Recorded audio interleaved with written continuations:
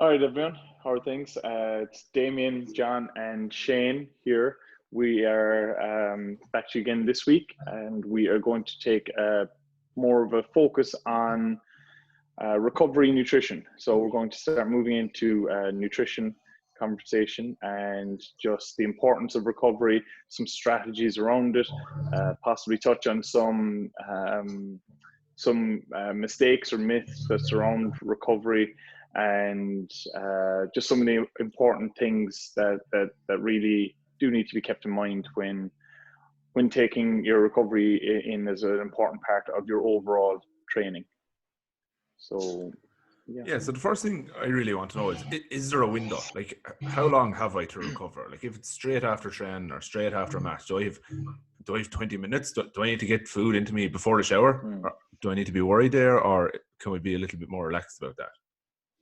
Well, so like you have 24 to 48 hours of, to recover normally. All right. If you're just a normal everyday exerciser, you kind of have that length of time to recover. But if you're where the issues come in are if you're looking to recover quickly, efficiently and quickly, so that you can perform again the next day, whether that be a gym session, a training session, or maybe 2 days later where you want to be optimally recovered so that you can then focus more towards your fueling for the next session.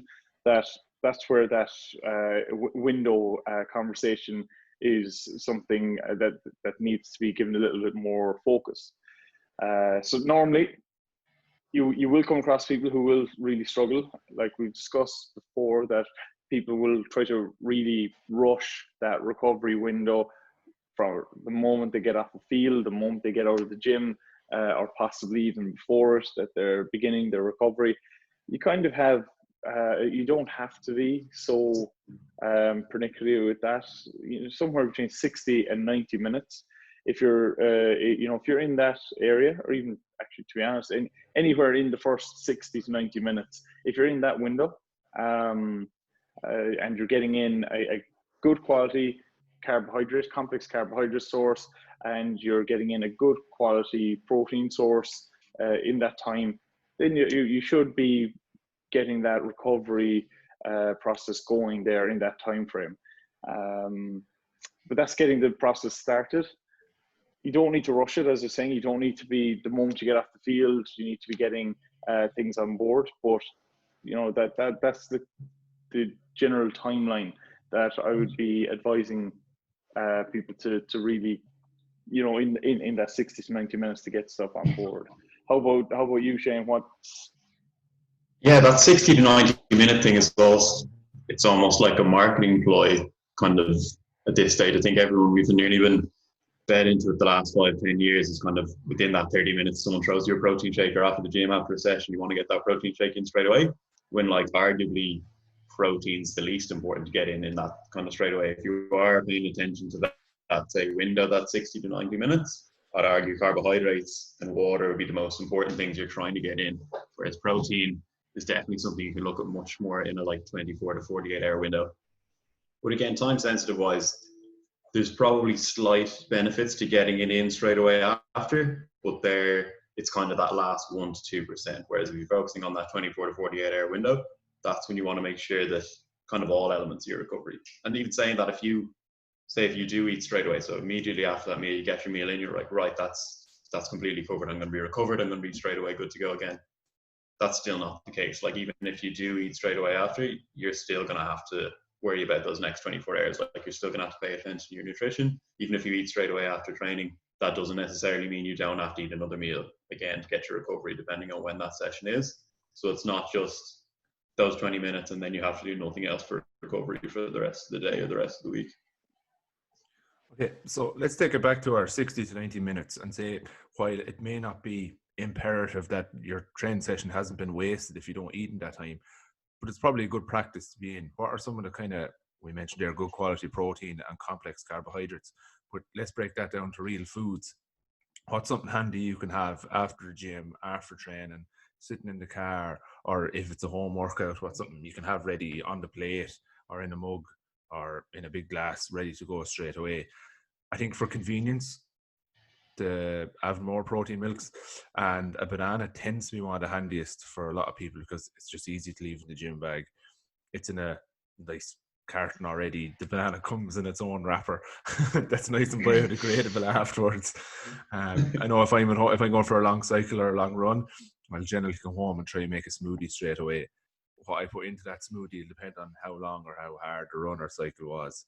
So I might put in a protein milk or a scoop of protein, some frozen fruit, and it's been particularly hard, I might try in a fistful of porridge oats then as well. What are some other options you use yourselves or you've seen athletes or teams use? Yeah, well, I I suppose suppose for another me, handy one. no, go on, Chick, Sorry, you go take it on. over now. All right, so just for kind of over the lockdown with kind of being stuck in the house, I found that like Greek yogurt and granola is a nice handy one because again, it's pretty simple. The yogurt's already in its pack. You just throw some granola in on top, maybe some fruit in with it as well. It's a nice easy one as well. Other things, I guess, oats and protein, old reliable is always a good one to go for. But then, like you said, John, smoothies as well are just handy. It's just important to get those carbohydrates and protein in. And the only thing you kind of have to know for it is to minimalize fat. Like it's not going to be the end of the world if you do get some fat in, but just try to keep fat levels as low as you can if possible. Yeah, so I would apply like all the same strategies, especially with like, actually for me, it depends on the time of the day. So if your training is in the evening, then I try not to kind of get guys to be or girls to be too worried about, getting in a protein liquid, like say one of the protein milks or milk itself or a protein shake or a banana. I'm kind of like, all right, if you're training in the evening at 7:30 that way, and you're getting home from maybe looking to have dinner, and having that's what you're going home for. That you see you're getting in, you can ensure you're getting in good, you're getting in veg, you can get in a good quality carbohydrate source there in the form of whether it's like it could be some potatoes, it could be some rice and pasta, it could be something like that, and then your meat source, just depending on whatever you're trying to have. So I suppose the reason that I'm saying that is that people sometimes I do come across people who think along the lines of I train in the evening, but I still need to get in, the banana and protein milk, then go home and have their dinner, and they may just they may be kind of overdoing it in that short window, whereas they'd be better off just kind of finish their training, going home and having their dinner, and then possibly before bed, if there's still room or time for something like that, maybe having the protein milk or having it with their dinner, maybe, as opposed to rushing home. But if with training earlier in the day or anything like that, then depending on when it is, and that, just trying to focus in on what your next upcoming meal is.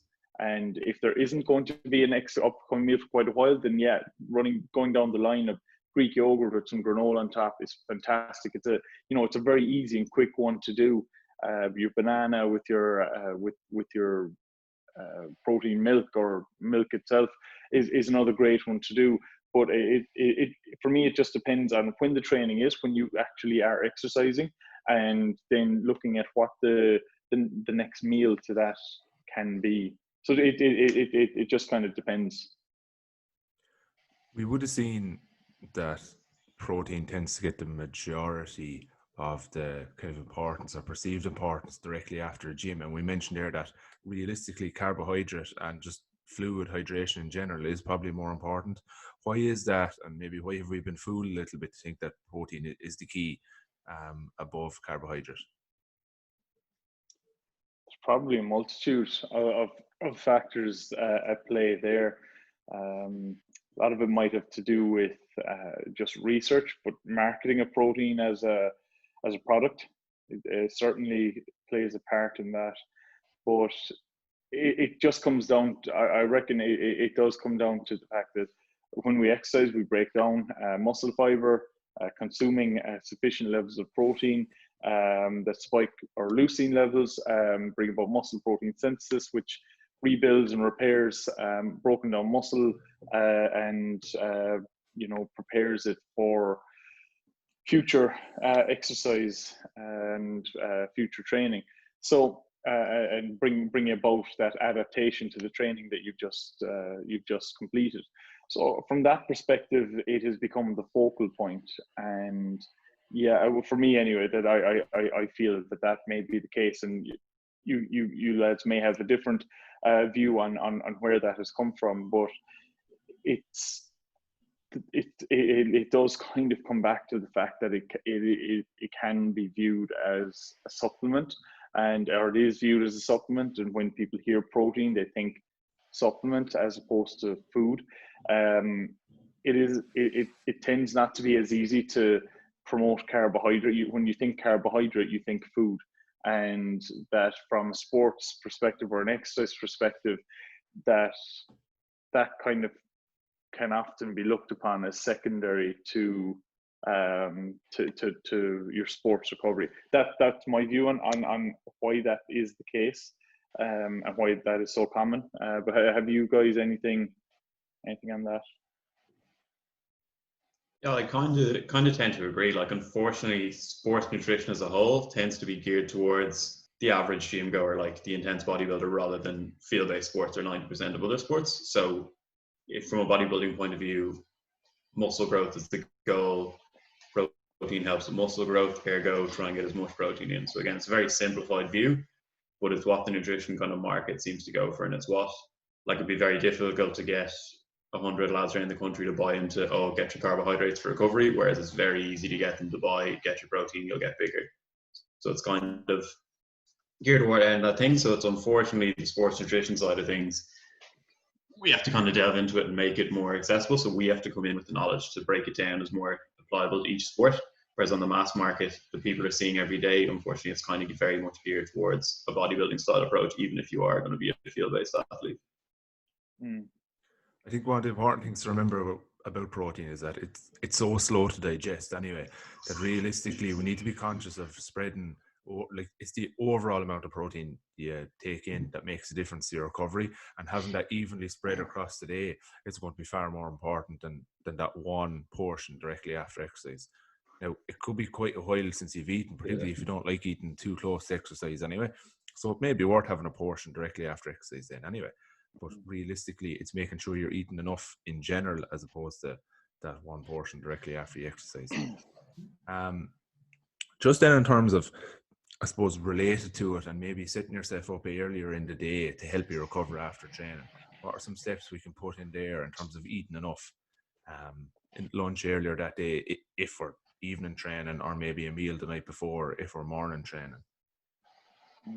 Actually, one of the pitfalls that I come across quite a bit with evening training sessions from a preparation perspective there would be having a very salad and salad-based lunch, salad and protein-based lunch, and very carbohydrate, very low in carbohydrate, which can often leave you feeling quite a bit more fatigued during your training session, as you haven't really necessarily fueled up accordingly or well enough for it.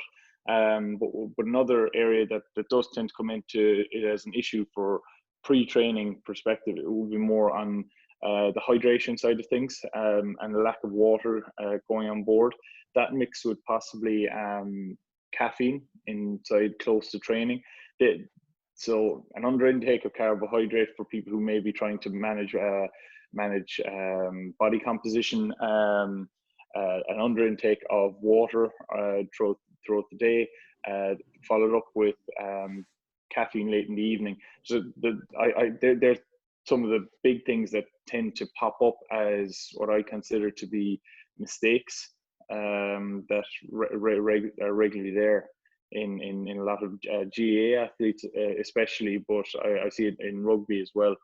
So yeah, they're just some of the mistakes really that I think we should maybe touch on. Yeah, I'd agree with Damo there, especially the carbohydrates. Like, there'd be so many lads who maybe are coming, they'd have a lunch and work, and then once they finish work, they're straight in the car, straight to training, and haven't eaten anything then maybe between 1 o'clock and then training session starts at 7 o'clock, and they have no food in that window, no carbohydrates. And again, you see it especially towards the end of the training session. And then they come to you, they go to the coach and they were like, I just don't have the energy. I don't have the energy I had in preseason. I don't have the energy I had coming in through now. Am I losing fitness? Am I getting through? And it's just as simple as they're just not eating enough food or just not eating at all in that window. Yeah, I think we can definitely dedicate our next episode to pre-train and fuel. And you mentioned there, Damien, about caffeine. How is that often a mistake that impacts recovery? So it's to do with timing, and a lot of people do focus in on the I suppose the ergogenic training benefits of caffeine, as caffeine is a stimulant. However, a lot of training and exercise does take place in the evening, and you might come across people having high doses of caffeine. They might be, from the 0-calorie monster drinks, or whether it's having a cup of coffee, or whether it's actually supplementing with the caffeine powder. That you come across a multitude of different approaches. However, what people don't tend to look at, they may look at the 30 minutes it takes for caffeine to really become active and in our body, but they don't tend to look at how long caffeine lasts as a stimulant in our body. And a lot of that is down to the fact that they may be quite used to caffeine intake. They may be quite used to the stimulant effects of it. So they don't actually notice it physically. They don't they don't notice that they have the stimulant running through their body. So if you are training in the evening, which a lot of people do, a lot of trainings take place around 7 or 7:30 in the evening. So you may have caffeine going on board post 6 p.m. in the evening. Now, caffeine can have an effect on your body for anywhere from 6 to 8 hours. So if you're trying to ensure you're recovering efficiently, well, 6 to 8 hours from 6 in the evening could bring you up to 2 a.m. And caffeine could be having quite a significant effect on your ability to reach deep sleep. It may affect your ability to get to sleep, number one. And then when you're asleep, it can affect your ability to get into your REM sleep, into your deep sleep, which we need, which is incredibly important for our ability to recover from the previous day and the previous exercise, and to start rebuilding for the next day. So from that perspective, while caffeine can be a great benefit as an ergogenic aid, as a stimulant for exercise, the timing of it is incredibly important. So as a rule of thumb, I know some people go with a little bit earlier, but 4 p.m. is kind of the cutoff for me, as far as I'm concerned, for athletes in the trainings perspective anyway, that 4 p.m. is kind of the cutoff for any caffeine coming on board. As I said, that could bring you to anywhere between 10 and 12 at night. Just because your sleep is so important. Your sleep is as important to your recovery as what you do in that first, hour or so from a food perspective. It's actually a lot more important to be than that. So it's incredibly important from that, just to keep in mind that caffeine does have a long lasting effect. Whether you feel it or not, it is still active in your blood. It is still active in your body. Your body is still going to have to deal with that, despite the fact that your head may be able to switch off. So that would be where my big issue with caffeine from a training perspective in the evening does arrive. Have you any experience with that yourselves, or anything like that?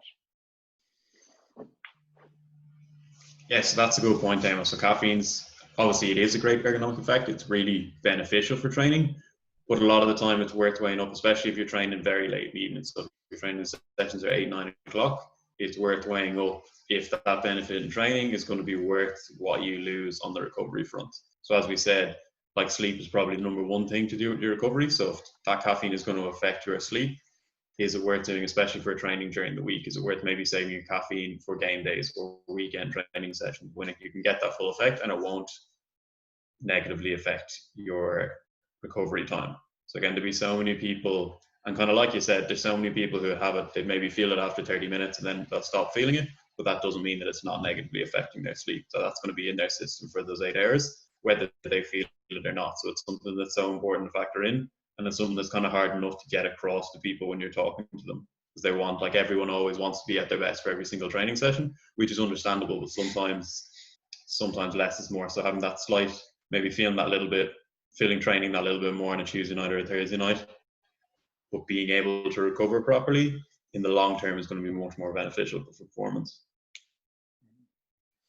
Yeah, I would agree with that. That just you're more likely to adapt to the training that you're actually putting yourself through if you are recovering efficiently, and that does directly impact that ability to recover. So therefore, you're affecting your ability to adapt and improve, and it is long term. Yeah, I mean, acutely, you don't have to worry about pretty much anything too much, but it's the practices of these things that they tend to be more long term, and that it's something to keep in mind.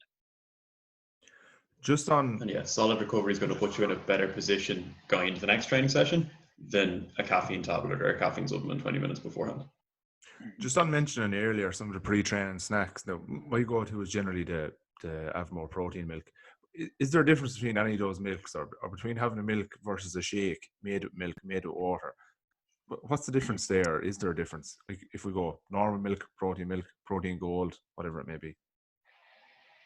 Yeah, I guess that I suppose all you're looking at really is that they all have different protein quantities. I suppose if you're going down the milk perspective, you get in a host of other benefits, benefits of dairy that you won't necessarily get in from a protein shake. So with a protein shake, depending on which one you go for, you could be getting in 20 to 25 grams of protein with a small few sugars for flavoring. Possibly it might be artificial sweeteners that might be quite tight in that. So it depends on what brand you're going for. Whereas if you're going down the milks route, you do get in some fat sources there. You get in some calcium in from your milk. They may be fortified as well with some vitamin D. So it really depends on the brands. But to touch on, say, the choice that you go down with the Avonmore one, and that tends to be something that pops up, the difference between, the different options that they have. There might be 25 grams in one of them, all the way like 27. I think there's a 30s, and then there's the gold one up at 33. You don't necessarily need to be chasing around shop to shop to go after the gold one. That, it doesn't have to be 33 grams of protein. If you pick up whatever's there, and whatever flavor you do tend to enjoy going for, you're listing the benefits of muscle protein synthesis with any of them. So it's kind of whichever one you're down to. Even if it was a case of that you're trying to use it to benefit your overall protein intake in the day, you're not really pushing yourself too far ahead by stressing about getting to the 33 rather than the 25 with that one particular one. So I wouldn't worry about it. It's not something that you need to stress or worry about, because it's not inherently going to be, magically better in any shape. So that would be my view on it. But yeah, what do you think yourselves? Yeah, again, it's kind of going to be, it's contributing to your overall protein goals for the day. So as Damo said, if you're 3 grams off, it's not going to make a huge difference. So it's not something you're going to have to chase. And then you have more protein milks are really just a convenient way of getting it in. Like, it's no different to any other protein source, really. And I suppose if you're going to be having a shake, more than likely you're going to be mixing it with milk anyway. So it's just a convenient way of getting your protein in. But again, it's gotten to a stage where, geez, they're nearly like Pokemon cards where you have to try and get the gold, or have to go run around to as many shops as you can get just to get your favorite kind of one. But it's definitely reading too much in. Like, that's maybe the last 2% of things. Like, everyone should be focusing on getting their protein in, not making sure they have the right color carton on their protein. If that makes sense.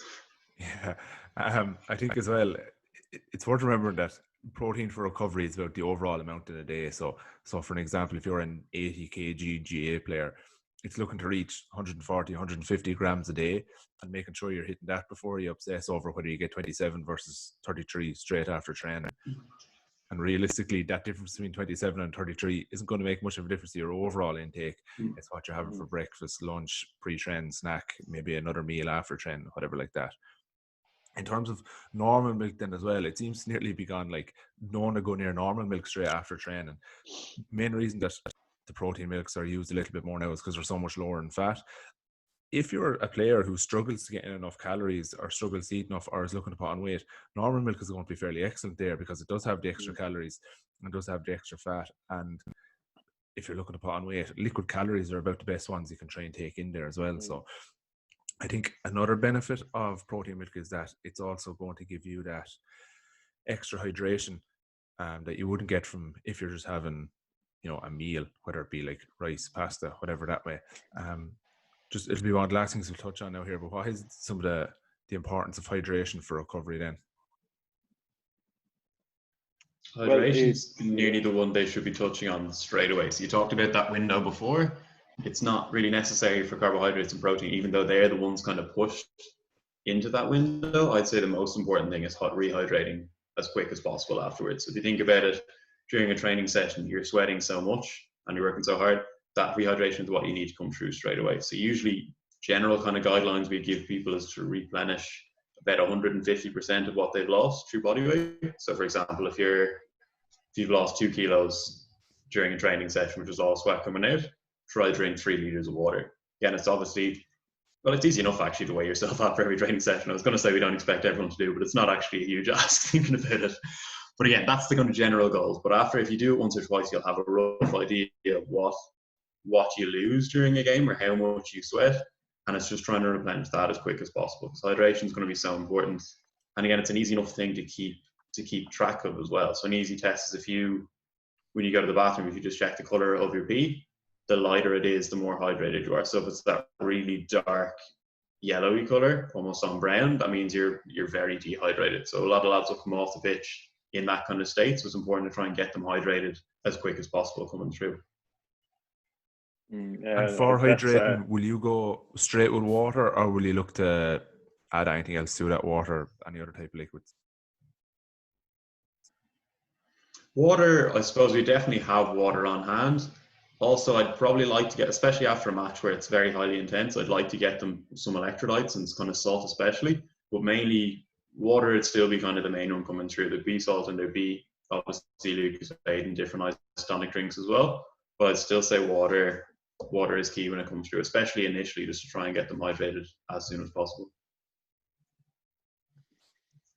Yeah, that's all perfect. It's just about getting that in as just sipping away. You know, that you're not pushing it to one side and forgetting about it for an hour and a half afterwards. And it's something that is I've touched on with teams at the moment as well, because it's something that was forgotten during COVID as an important strategy. So while water and liquid intake throughout the day was still there to some degree, the amount of it for sporting performance and for recovery definitely took a hit. And a good few people would have struggled with remembering that. So I would have come across a few people waking up with headaches or incredibly dark urine post training, or again the following morning more so than usual. And then they tried, trying to combat that themselves, downing pints of water before bed would not necessarily be a good approach either, as we've just touched on sleep as a recovery and the importance of it. Well, the last thing you want to be doing is breaking your sleep cycle because you need to get up and go to the bathroom in the middle of the night. So just kind of important to keep sipping, that getting a good bit of water on as soon as possible post training is a good idea. And that's possibly where your protein shakes can come in as a benefit as well, because they're more liquid coming on board. But just getting water on, getting electrolytes in with that, like your salts, your isotonic sports drinks, just replenishing what you've just lost, so then you can start to recover efficiently from from your food perspective, and then just keep sipping on water. It's simple.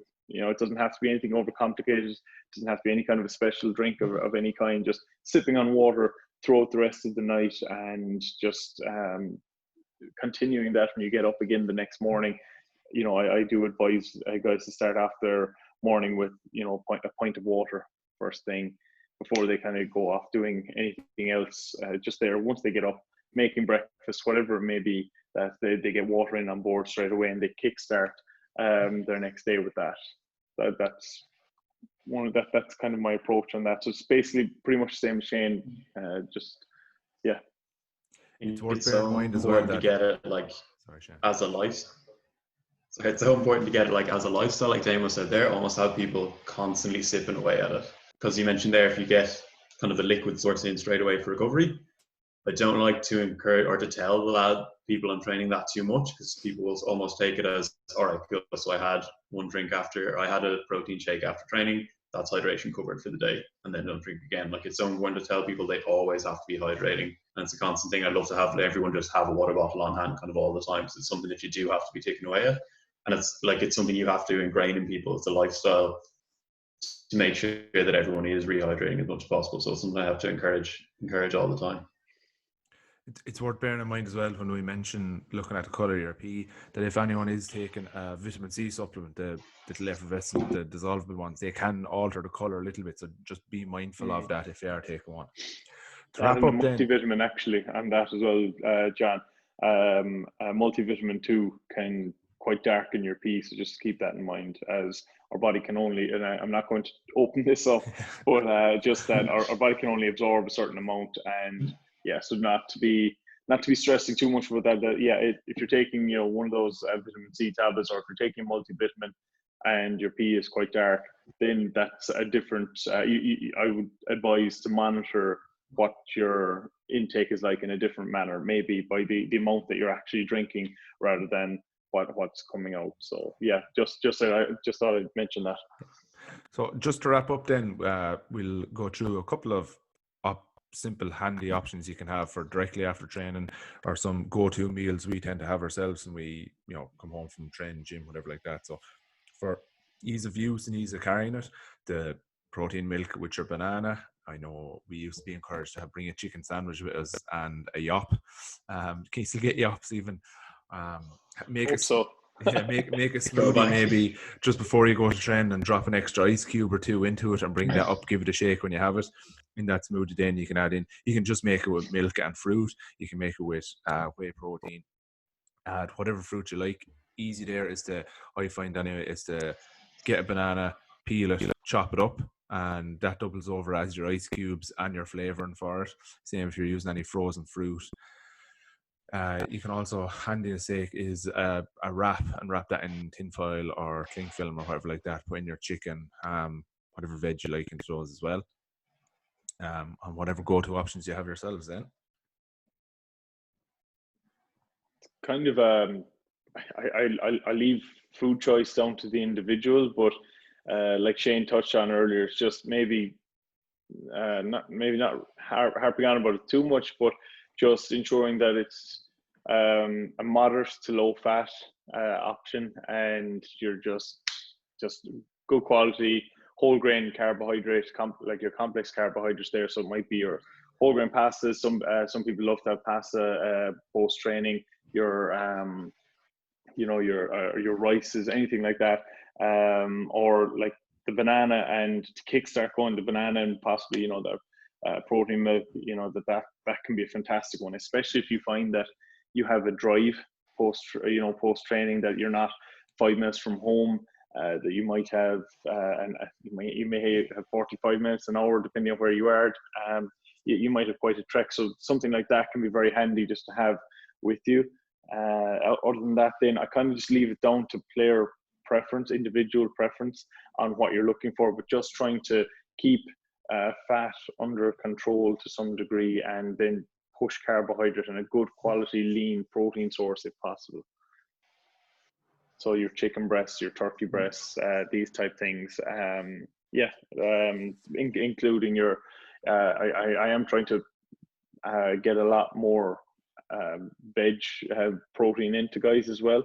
like your legumes, your chickpeas, stuff like this, just to vary diets, because they tend to be quite, I suppose, lacking variety is one way of putting it for a lot of people. So yeah, but it does come down to individual taste and individual preference within guidelines. So Shane, we'll leave you the final word on your go-to meals after training.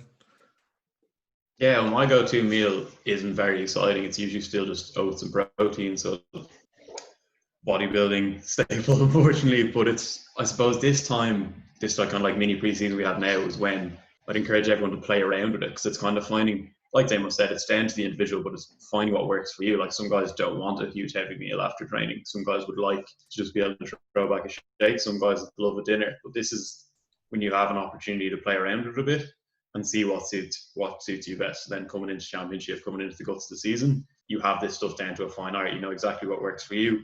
You know what's convenient, what works best for you. You can have it either in the freezer ready to go when you get home.